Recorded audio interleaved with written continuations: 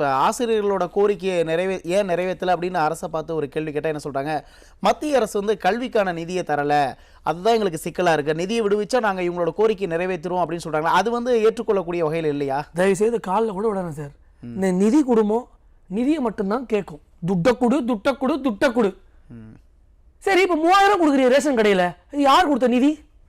இப்போ மாணவர்களுக்கெல்லாம் லேப்டாப் தெரிய ஓட்டுக்காக, இதெல்லாம் யார் கொடுத்த நிதி? அப்பனுக்கு போய் பேனா வைக்கணும்னு சுத்திட்டு இருந்தியே, அப்ப எங்க இருந்து நிதி உனக்கு? புள்ள நீ கார் ரேஸ் நடத்துறாரு, அதுக்கு எங்க கிடைச்சது நிதி?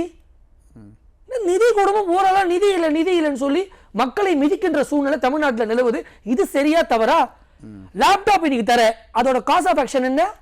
அப்படியே உன் மகரையும் உங்க அப்பா மகரையும் பார்த்து அப்படியே போய் நாங்கள் லைன்ல நின்று அப்படியே சூரியன் சூனியமாய் போவோம் தமிழ்நாடு. இது ஒரு கேவலமான பொழப்பு இல்ல? போன வருஷம் பொங்கல் வரலையே பிரதர் உங்களுக்கு? அதுக்கு முந்தின வருஷம் பொங்கல் வரலையே பிரதர் உங்களுக்கு? இதே எடப்பாடி அண்ணா ஆட்சியில் இருக்கும்போது சாமானியர்ல இலக்கணமா பேசுறது, ஆக அந்த வகையில 5000 கேட்டோம். இப்ப எங்க போன வாய் தூக்கிட்டு 3000 ரூபாய் கொடுக்குற ஓவாவை கேட்டு யார் நிக்கிறாங்க? மக்கள் கேட்டதை கொடுக்க துப்பற்ற இவர்கள் கேட்காததெல்லாம் கொடுத்துட்டு அத்தை கூட்ட இந்த டான்ஸ் ஆட்டே என்ன கதை? இல்ல, இப்ப திமுக அரசோட ஆட்சியாளர்கள் வந்து மத்திய அரசை கை காட்டுறாங்கல்ல, அது வந்து ஆசிரியர்களை ஏமாற்றுறதுக்கான ஒரு நாடகமா சார்? மக்களை ஏமாற்ற நோக்கம் சார். போராட்டங்கள் இன்று பார்க்கிறோம். 4.5 வருஷமா நான் டார்கெட் என்ன?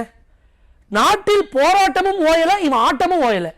அப்பாவுக்கும் பையனுக்கும் 2 சலனையை கட்டி விட்டா போதும், சும்மா ஜிங்கு டான்ஸ் ஆடுவாங்க. பேசக்கூடிய இவர்கள் நடைமுறைக்கு சாத்தியமா என்று யோசிக்கிறாங்களா?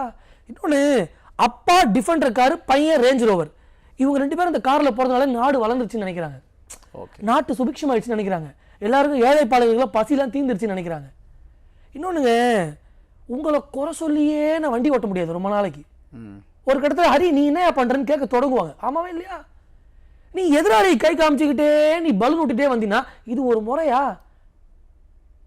இப்படி ஒரு தறிக்கட்ட நிலையில தமிழ்நாட்டை தள்ளி விட்டுட்டு இப்படியெல்லாம் பேசிக்கொண்டு சுத்தி வரீங்களே, இது நியாயமா? இன்னொன்னு, ஏழைப்பாள மக்கள் ஒரு குண்டு மணி கூட வாங்க இன்னைக்கு ரொம்ப அல்லோல் பட்டு நிக்கிறோம். வெள்ளியிலையும் வாங்க முடியல, தங்கத்திலையும் வாங்க முடியல. ஆனா முதலமைச்சரை வெள்ளி நாற்காலியில உட்கார வைக்கிறாங்க. ஏதாவது ஒரு மாநிலத்தில் இப்படி நடக்குமா? ஒரு கேவலம்.